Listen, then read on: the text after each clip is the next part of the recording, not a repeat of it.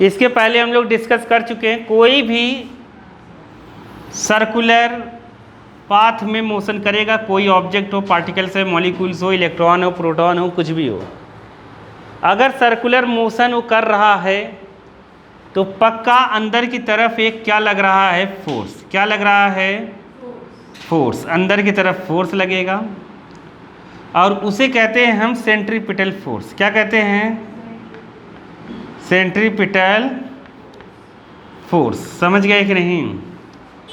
Centripetal force कहते हैं अंदर की तरफ लगेगा, ऑब्जेक्ट इधर जाना चाहता है v, तो जहाँ फोर्स लगता है वहाँ एक्सीलरेशन होता है। क्या होता है, एक्सीलरेशन। तो सेंट्रीपिटल फोर्स की जो वैल्यू रहती है Fc मतलब सेंट्रीपिटल फोर्स, वो होता है mv²/r। क्या होता है, mv²/r। ठीक है, इधर देखो। और सेंट्रीपिटल जो एक्सीलरेशन होता है, m को हटा दोगी अगर तो एक्सीलरेशन बन जाएगा। क्या बन जाएगा, इसका डेरिवेशन हम कर नहीं रहे हैं, इसका डेरिवेशन आएगा नहीं। ठीक है, नहीं समझे? तो यहाँ पर सेंट्रीपिटल एक्सीलरेशन v²/r, इसके न्यूमेरिकल्स आएंगे। क्या आएंगे, न्यूमेरिकल क्वेश्चंस आएंगे। बस ये सेंट्रीपिटल एक्सीलरेशन है v²/r और ये क्या है, सेंट्रीपिटल फोर्स। तुम लोग पढ़ लो, इसका डेरिवेशन अभी करा देंगे। समझ गए, कभी करा देंगे।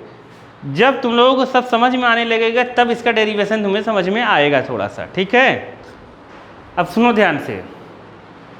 अब सेंट्रीपिटल एक्सीलरेशन, ये सेंट्रीपिटल फोर्स, क्या इसको हम किसी और फॉर्म में लिख सकते हैं? तो हाँ, लिख सकते हैं। आर रेडियस है। आर क्या है, रेडियस है सर्कुलर पाथ की, मतलब सर्कल की रेडियस है।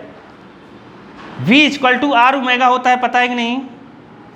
अरे v और r मतलब v और एंगुलर वेलोसिटी में या एंगुलर स्पीड में रिलेशन हम लोगों ने पढ़ा। तो v क्या होता है, r omega. v linear velocity, linear speed या लीनियर वेलोसिटी कह लो, इसका लीनियर वेलोसिटी है। समझ गए कि नहीं? नहीं आया? आ गया ना? तो v की जगह r ओमेगा रख सकते हैं कि नहीं? यहाँ रख सकते हैं। तो बताओ अब नया c कितना हो जाएगा, Fc यहाँ पर कितना होगा, m r ओमेगा रखेंगे तो दोनों का स्क्वायर हो जाएगा, r² ओमेगा स्क्वायर बाई कितना, r। एक r से क्या हुआ, तो सेंट्रीपिटल फोर्स का ये भी हो सकता है mr ओमेगा स्क्वायर। आया समझ में कि नहीं? क्या हो सकता है, mr ओमेगा स्क्वायर। ओमेगा की जगह हम क्या रख सकते हैं, ओमेगा की जगह हम क्या लिख सकते हैं, 2π/t रख सकते हैं। रख सकते हैं कि नहीं? तो मतलब ये भी हो सकता है फोर्स mr ओमेगा की जगह जब 2π/t रखेंगे, 2 का स्क्वायर कितना होगा, 4, क्योंकि यहाँ स्क्वायर लगा है। पाई का स्क्वायर पाई स्क्वायर, टी का स्क्वायर टी स्क्वायर। तो यहाँ लिख सकते हैं हम क्या, 4πmr पाई स्क्वायर रहेगा, 4π स्क्वायर। समझ गए, 4π स्क्वायर बाई कितना, टी स्क्वायर। ये भी हो सकता है। टी की जगह हम ओमेगा की जगह क्या लग सकते हैं, ओमेगा की ये भी फार्मूला पढ़े हम लोग, 2π न्यू भी रखा जा सकता है। तो मतलब Fc ये भी हो सकता है। और क्या हो सकता है Fc, centripetal force 4π square mr nu square. Nu क्या है, फ्रीक्वेंसी। न्यू क्या है, फ्रीक्वेंसी। बताओ इजी है कि नहीं है? इतने सारे हो गए हैं तो तुम्हें मेन ये याद रखना है। कौन सा? ऐसे ही सेम हम एक्सीलरेशन निकाल सकते हैं। एक्सीलरेशन भी बताओ कितने हो जाएंगे, जैसे एक c v²r है, v की जगह क्या रख सकते हैं, तो यहाँ r² ओमेगा स्क्वायर। तो मतलब क्या लिख सकते हैं, a r स्क्वायर से एक r कट गया, r ओमेगा स्क्वायर। आया समझ में कि नहीं? अरे एक r तो कट गया ना, जैसे यहाँ पे कट गया था। आया?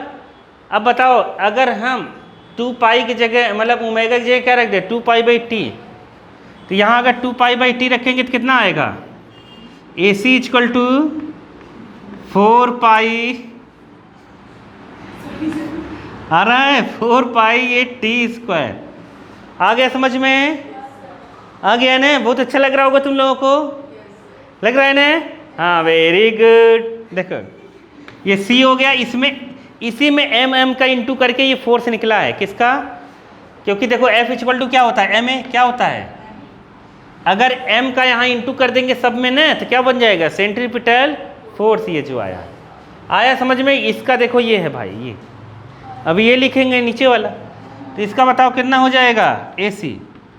इसकी जगह हम लोग क्या लिख सकते हैं ओमेगा की जगह 2 पाई न्यू, तो यहाँ जब 2 पाई न्यू लिखेंगे तो कितना हो जाएगा 4 पाई स्क्वायर। समझ रहे हो ना? अरे यहाँ 2 पाई रखेंगे, 2 पाई के स्क्वायर 4 पाई स्क्वायर, नहीं समझे, न्यू स्क्वायर और क्या बचा R। अरे इजी है कि नहीं है? इतना सेंट्रीपिटल एक्सीलरेशन हो जाएगा। डेरिवेशन सेंट्रीपिटल एक्सीलरेशन का दूसरे तरीके से होगा, तो मैं डायरेक्ट सेंट्रीपिटल एक्सीलरेशन बता दिया। इसकी भी डायरेक्शन सेंटर की तरफ ही होती है। किधर होती है? सेंटर की तरफ ही होती है। आया समझ में कि नहीं आया?